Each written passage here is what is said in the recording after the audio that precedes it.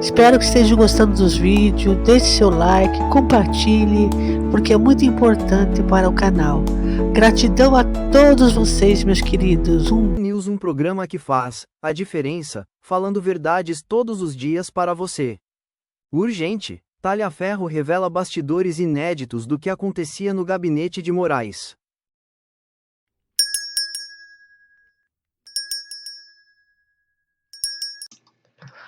Boa tarde, minha gente querida. Aqui vamos iniciar a gravação com o Talhaferro, ex-assessor do Alexandre de Moraes, que trabalhava no gabinete dele e tudo. Agora tem mais mensagens do Talhaferro revelando os bastidores inéditos, né? Com o Alexandre de Moraes, o que ele fazia, o que ele não fazia, todas as coisas ilícitas, né? Que ele fazia. Conforme você vai falando, vai aparecendo na tela também. Mas nos conta um pouquinho dessa situação que estamos falando agora.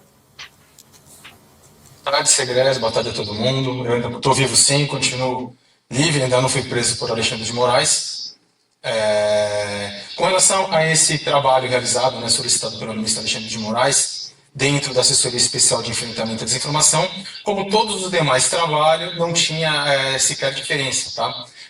Ele recebia, obviamente, de alguém alguma informação de que algo foi publicado, que existiam pessoas dentro do ciclo de amizade dele, familiar, a gente não sabe, e ele recebia em seu celular WhatsApp, ou ele mesmo até olhava, a gente também não sabe, e encaminhava isso para os seus juízes auxiliares dentro de um grupo que eles tinham, tá? A partir disso, esse material, esses pedidos, eles eram direcionados em um outro grupo, né, do qual eu fazia parte, que se chamava o grupo do TSE e do STF, onde tinha ali dentro juiz auxiliar do STF e juiz auxiliar do TSE. Recebendo esse material, a gente passava para a assessoria e já pedia para que o pessoal levantasse de foto aquela publicação existia e era compatível com o que foi passado para a gente. Eduardo, tem gente que critica a tua postura, e é normal, imagino que você já esteja acostumado, indicando que você está tentando obter algum benefício, como se um like permitisse que você e a sua família sobrevivam. Se você permitir, nós vamos colocar na tela parte dessa informação que já está na revista hoje para aqueles que são nossos assinantes, e se não assinante, assine, porque vem mais chumbo grosso, né? Falou, chumbo grosso em setembro, grosso em setembro. Então, setembro, daqui a pouco vamos falar sobre isso. Mas, Edu, por favor, coloca na tela para que o Eduardo, se ele tiver a gentileza de nos comentar qual foi o contexto desse pedido e o que foi solicitado. Temos aí na tela, eu não consigo enxergar, a minha idade não me permite enxergar Não sei se você, Eduardo, está vendo o que está acontecendo? O que está sendo publicado? Sim, está passando para mim aqui. Perfeito. É uma conversa de Comenta, 25 de setembro. Comenta, por favor, o que aconteceu nessa época.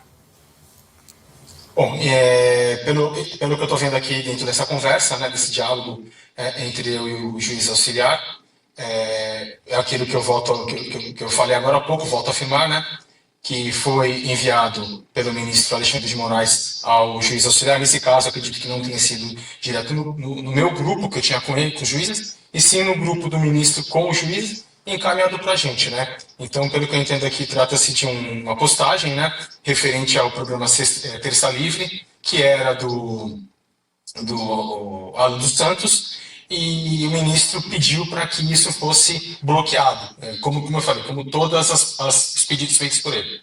Agora, Eduardo, em algum momento alguém falou, senhor, esse pessoal, Miller, é assessor do Donald Trump, é uma pessoa muito influente nos Estados Unidos, ou era só acatar a ordem e ia por aí?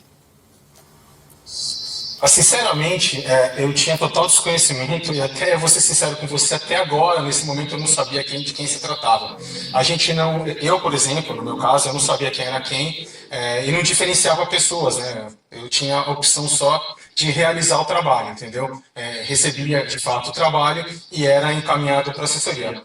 Mas é aquilo que eu volto a falar, se era o presidente da República, do Brasil, dos Estados Unidos, ou um mero porteiro ou faxineiro de qualquer um desses países, não menosprezando o trabalho, que todo trabalho é importante, a mim nunca teve diferença e era tratado da mesma forma conforme o ministro passava.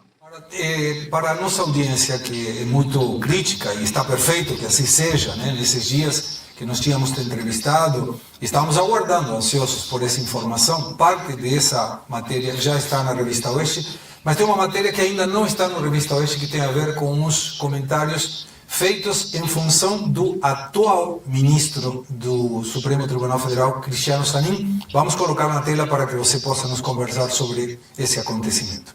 Na tela. Bom, isso começa que quando eu recebi isso, eu de fato achei um absurdo, entendeu?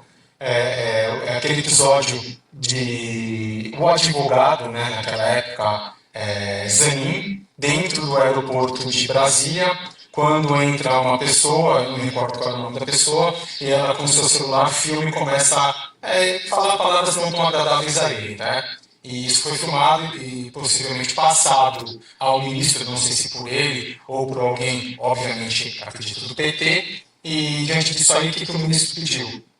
Esse diálogo que você pode ver aí no primeiro, à meia-noite e 31, um horário absurdo, é uma conversa entre o juiz auxiliar e o ministro Alexandre de Moraes, onde que ele pede aqui para a gente verificar, né? Acredito eu que o próprio Marcos estava vendo.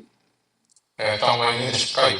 O próprio Marco estava olhando. Ok. O próprio Marco estava olhando essa postagem e acredito que ele não tenha conseguido identificar. E a partir disso, o ministro passou para ele, passou para mim, e foi pedido para que eu, entre aspas, olhasse isso, tá?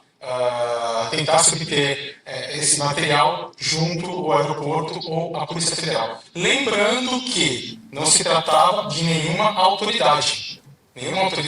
Era simplesmente um advogado, como qualquer outro advogado, o qual hoje, né, os advogados hoje são tratados de forma vexatória por Alexandre de Moraes. Mas nesse caso, em se tratando de Zanin, que hoje é ministro do Supremo Tribunal Federal, foi pedido um diferenciamento, ou seja, se levantasse todas as câmeras do aeroporto junto à Polícia Federal, identificasse a pessoa para que Alexandre de Moraes pudesse ir atrás dessa pessoa. Agora, Eduardo, quando nós estamos falando do juiz auxiliar, Vieira, tenho informação, vi hoje e ontem nas redes sociais, o próprio Flávio Bolsonaro encaminhou um ofício te convidando, essa é a palavra correta, não é uma intimação, é um convite, né? Convidando. Para você declarar no dia 2 de setembro na Comissão de Segurança. Me corrija, por favor, se eu estou falando alguma coisa. Está perfeito. Que esteja ok. Perfeito. Essa tua participação vai ser online, certamente. E sim. o juiz auxiliar Vieira também foi convidado. A tua expectativa é que ele participe? Pelo que eu entendi, pelo que eu vi no convite, foram os dois juízes auxiliares, tanto do Supremo Tribunal Federal quanto do Tribunal Superior Eleitoral. Mas com certeza, sim, acredito que eles não participem, não se envolvam nisso, ou se participarem, aquilo que eu sempre falei, né, será um milagre. Tá, obviamente vai te perguntar sobre todas essas questões, até lá muita informação será divulgada. Você sentiu dizendo, isso aqui está pesado demais, eu estou fazendo coisas que não deveria, trabalhando para uma questão de irregularidade, se tratando de um órgão de justiça, ou seja, um órgão de justiça fazendo injustiças para culpar, derrubar perfis ou plataformas como foi o caso. Qual foi o detonante? Foi entre 1 e 2 semanas que eu já estava no Tribunal Superior Eleitoral e eu percebi que dentro do que a gente recebia para fazer análise, para poder fazer o relatório do material, né, da publicação, seja vídeo, seja foto ou um comentário, e identificar a veracidade daquele material que era nos encaminhado e trazer o link, né, a URL, para colocar no relatório e mandar para o Supremo Tribunal Federal ou Tribunal Superior Eleitoral, tomar as devidas ações que eles achassem interessante, eu percebi que só vinham materiais de direita.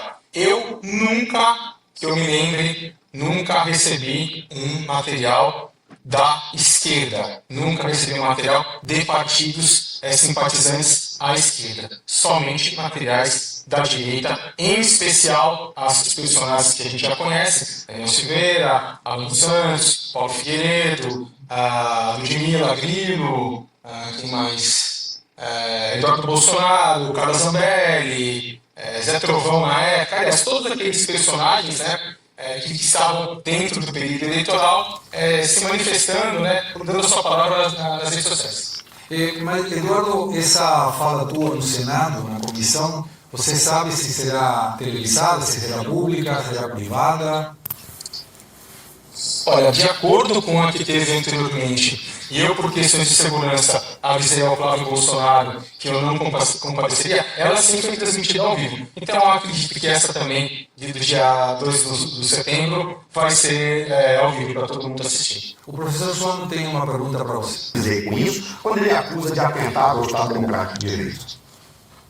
Boa tarde, professora. De fato, não faz sentido algum esse tipo de acusação, né? Eu não tenho nada de... Eu não estava presente em momento algum em algum ato antidemocrático, não portava arma nesses atos. Eu simplesmente estava em solo italiano e falando o que de fato deve se falar, né? Que são as atrocidades cometidas por ele. Então eu não entendo isso como um ato antidemocrático, né? Eu acredito que ele trabalha dessa forma, como eu sempre vi, para poder tentar penalizar as pessoas dentro da mente diabólica dele, ou seja, ele coloca o que ele quiser, da forma que ele quiser.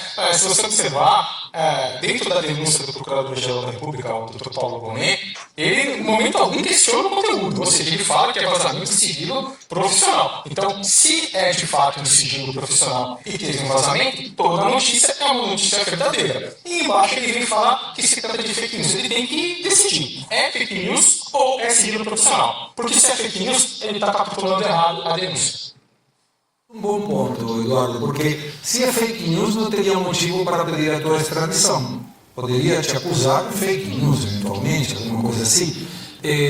Mas se está sendo a todas as acusações, inclusive, repito de novo, porque foi brilhante o comentário do nosso colega Carlo Cauci, em que a tua extradição é solicitada, mas não tem um processo aberto, não tem sentença condenatória, não tem absolutamente nada. Então não tem muita lógica jurídica, e eu não entendo nada do assunto, pedir a extradição de uma pessoa que está sendo investigada, porque se eventualmente você é extraditado, vem ao Brasil, faça o processo. Bom, já a tua segurança estaria comprometida claramente. Mas se você vem aqui e fala, não, é inocente, foi, sei lá, sim, divulgou algumas coisas, mas eram fake news, ou o que for. Você poderia voltar para a Itália de novo? É um pouco absurdo, desde o conceito jurídico. Qual é a tua visão e tudo que você puder falar, e sempre com respeito daquilo que não pode ser falado, respeito desse processo? Se alguém pede a tua extradição, deve ter conversado com os teus advogados. O que eles te orientam em relação ao lugar onde você está hoje, no país em que você está dizendo, não vai rolar a extradição, porque não tem processo aberto. Por favor. Na verdade, até tem uma investigação da Polícia Federal de agosto do ano passado, onde trata o vazamento daquele áudio publicado pela revista Folha, né? São Paulo, Jornal Folha de São Paulo. E dali para frente eles começaram a me investigar todos, inclusive quebraram não só o meu sigilo, como o sigilo do meu advogado, né? Ou seja, o sigilo profissional entre advogado e cliente. E divulgaram na matéria, todo o material, nas conversas, inclusive pessoais, deixaram tornar isso público, tá? Foi feito, eu fui indiciado pela Polícia Federal um dia após aquele episódio do Eustáquio, né, que ele falou que eu estava fugindo disso e aquilo, que não era uma verdade, entendeu? Eu tinha vindo passear aqui na Itália e tinha voltado. E a partir daquilo, a Polícia Federal, no dia seguinte, que foi dia 1º de abril, inclusive dia da mentira no Brasil, né? Dizendo que eu fui indiciado somente por eu ter na minha agenda de contatos o contato do jornalista. Ou seja, atenção, todos vocês jornalistas dos quais falam comigo e eu tenho contato, vocês estão sujeitos a serem investigados e denunciados também pela Polícia Federal. E eu, com base também num print de uma conversa de 5 ou 6 meses que antecederam esse vazamento, aonde eu e a minha esposa, que é estudante de jornalista, né, jornalismo, eu brinquei com ela, porque de fato todos os jornalistas me procuravam e tinha ali uma matéria, o Serapeu me perguntou, você pode fazer isso? Aí eu brinquei com ela para poder falar, olha, o jornalista me procurou, vou falar isso e aquilo, mas sobre o funcionamento. Ela inclusive escreveu assim, será que falar a verdade é o melhor caminho? E foi apagado isso. Não faz nada, não tem uma prova nenhuma de que eu fiz o vazamento, que eu coloquei. Com base nisso, eles fizeram.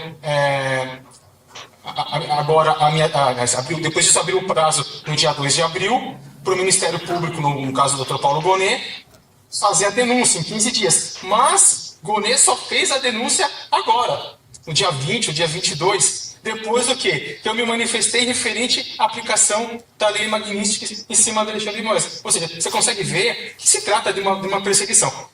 Mais um detalhe só, que é importante eu falar. Se você pegar todas as movimentações dentro do processo da PET que foi instaurada em meu desfavor, ela tem em um ano 166 movimentações, um recorde. Não tem processo no Brasil com tanta movimentação.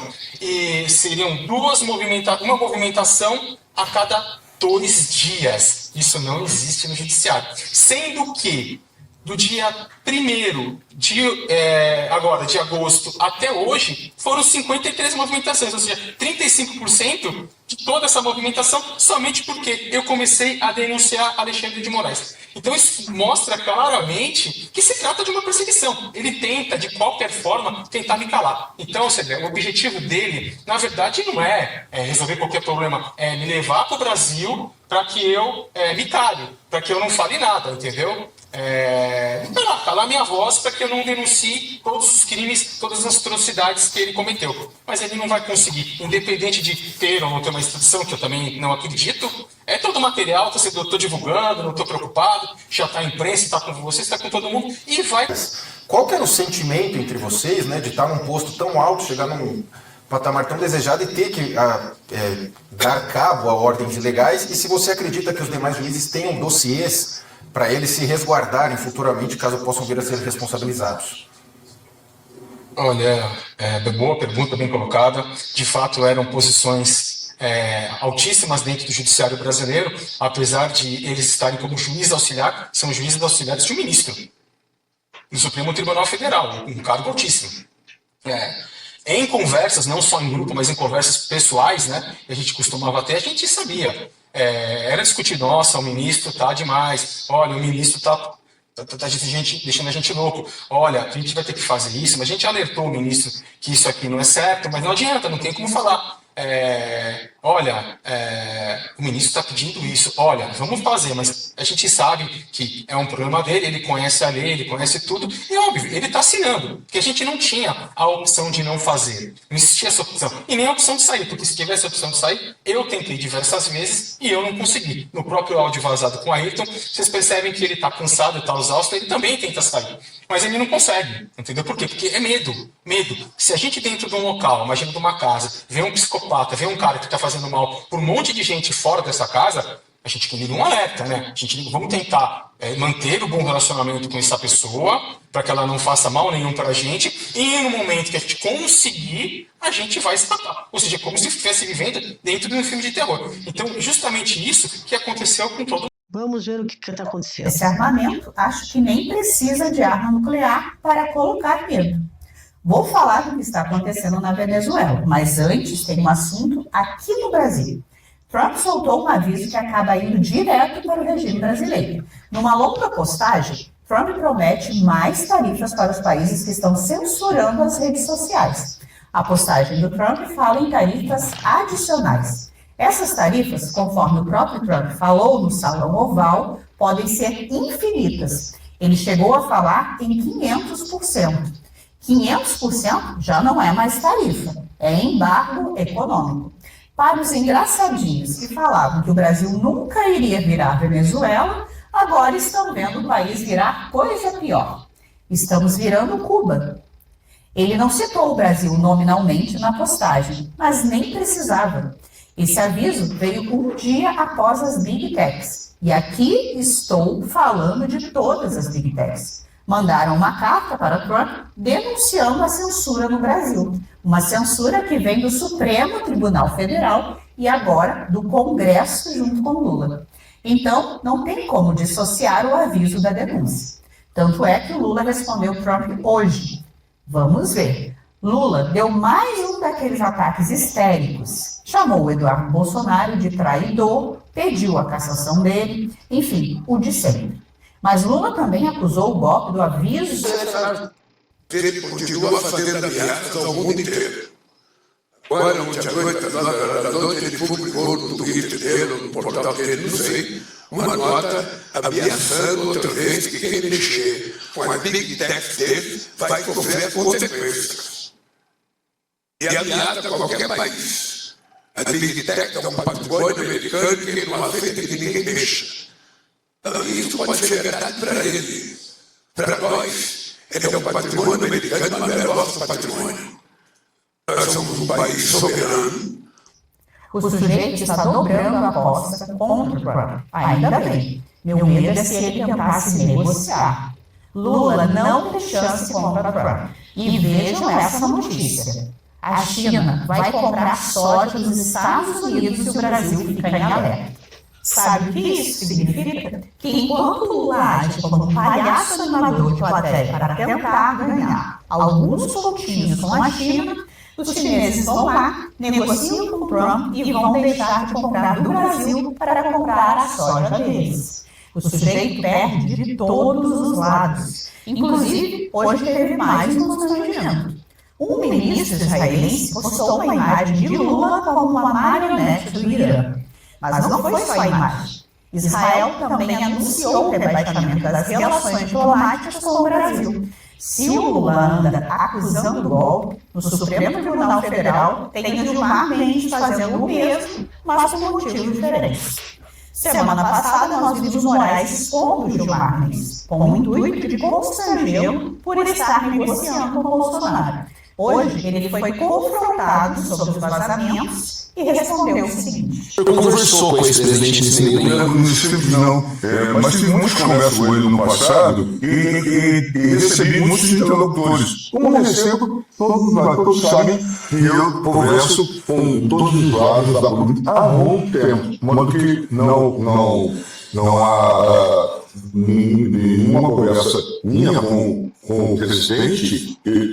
Agora, porque ele determinou ou sugeriu que não fizesse crítica a mim, talvez porque eu sou um interlocutor. Se vocês forem olhar, a Denise, por exemplo, que está aqui, quando ela vai lá, e às vezes aqui está parecendo parte dos milagres, porque junta gente de diversa origem no gabinete. Eu recebo, converso, e sempre tento, por exemplo, desmistificar isso. Foi, por exemplo, um diálogo que eu tive com o Bolsonaro lá muito atrás. Desmistificar com teorias conspiratórias. Chegou até a gaguejar. Mas basicamente ele admitiu, mesmo que de maneira muito constrangida, que estava negociando. Agora fica a pergunta: Gilmar Mendes vai se dobrar a Moraes? Se aqui a briga no campo da política e das sanções, na Venezuela, o bicho está pegando. Após Maduro mandar sua poderosa esquadra de pescadores para os mares da Venezuela contra os navios americanos, agora ele enviou 15 mil soldados para a região que faz divisa com a Colômbia. E o general que vai comandar é aquele diplomata que virou general ontem. Tem como isso dar certo? Maduro também acionou todas as 164 unidades de resposta rápida para ficarem de prontidão para o ataque americano. Foi activado todo o sistema defensivo nacional. Porque o sistema defensivo nacional está desplegado, como vamos a ver ahorita en un segmento, las 24 horas de los 365 días. Para el sistema defensivo nacional, con su capacidad de combate y lucha armada, no hay descanso. Estamos desplegando en 164 URAs a nível nacional. Temos imagens também do recrutamento da milícia. Vejam como esses civis aparentam estar totalmente despreparados para um combate militar. São pessoas de idade avançada e sem preparo físico. Mas enquanto Maduro recruta essa poderosa tropa, os Estados Unidos mandaram mais um navio e mais um submarino nuclear em direção à Venezuela. Domingo, partiu um grupo anfíbio com 3 navios e agora vai mais um navio e mais um submarino. Aos poucos, vai se aumentando o contingente para algo bem robusto para a operação de extração. Além dessas movimentações militares que podem ser observadas, também existe um outro movimento, que é esse apoio de países sul-americanos aos Estados Unidos. Em uma semana, nós tivemos Equador e Paraguai reconhecendo Maduro como chefe do cartel dos sólidos, o que, em outras palavras, significa reconhecer como legítimo um ataque contra Maduro. Ainda tivemos a Guiana abrindo seu país para funcionar como uma base para os americanos atuarem contra esse cartel. Aos pouquinhos, nós estamos vendo vários movimentos que se mostram correlacionados. Às vezes, o trabalho pode ficar extremamente complicado, a não ser que você use a Money.com, uma plataforma de gestão de... Só na última semana, Equador, Paraguai, Guiana, Trinidad, hoje Argentina, todos se juntando a nós ou tentando ser úteis para avançar nisso. E é apenas, você sabe, uma coisa é que vamos parar as drogas de entrarem e estamos tendo apreensões recordes. O cerco está se fechando e parece sim ser uma preparação de uma operação contra Maduro. No Panamá, em 1989, a operação demorou uma semana. Será que Maduro será mais fácil ou difícil que o Noriega? Deixa aí nos comentários. Agora, vamos ao giro pelo mundo. Nos Estados Unidos, Trump anuncia que queimar a bandeira americana trará uma pena de 1 ano de cadeia. Trump também anunciou que o Departamento de Defesa agora mudará de nome para Departamento da Guerra. Na Nicarágua, o ditador Daniel Ortega reclamou da falta de apoio dos países latino-americanos ao regime da Venezuela. O ditador reclama do fato de ninguém estar disposto a lutar contra os Estados Unidos. Bem, ele tem um exército e poderia dar o exemplo. Vai lá, Ortega, chama o Trump para a briga. No Brasil, parece que a roleta do STF voltou a funcionar. Após Toffoli não andar com o caso das investigações no roubo do INSS, a PGR pediu a troca do ministro. E vejam só, o André Mendonça foi sorteado. Como se não bastasse a CPMI nas mãos da oposição, agora ainda tem a investigação nas mãos do Mendonça. Por falar em CPMI, hoje teve início os trabalhos e ficou claro que todo mundo será convocado, até o irmão do Lula. Se quiserem travar a comissão, quem vai nos fiscalizar é o povo brasileiro, porque o povo não acredita em comissão parlamentar de inquérito. Com a seguida orientação de Alexandre de Moraes para desobedecer a lei magnífica. Na Venezuela, Maduro é filmado em bunker, enquanto o grupo anfíbio é visto deixando o porto dos Estados Unidos. Maduro hoje subiu o nível de demonstração de desespero. O que ele fez é inacreditável. Mas antes de falarmos da Venezuela, não podemos deixar de falar da nossa situação no Brasil. Alexandre de Moraes parece realmente ter comprado uma briga com o mercado financeiro. Isso porque ele não está conseguindo colocar medo nos banqueiros, pelo menos nos bancos privados. O Banco do Brasil... Minha gente, é uma vergonha, sabe? Por isso que nós temos que ir às ruas. Porque a única coisa que o Alexandre de Moraes tem medo é do povo. Isso já ficou provado. Então vamos às ruas, gente. Porque cada vez mais está piorando a nossa situação com esse desgoverno. Gratidão, meus queridos. Não se inscrevam no canal, deixe seu like e compartilhe, porque isso é muito importante para nós, para que o YouTube leve esse vídeo para mais gente. Gratidão.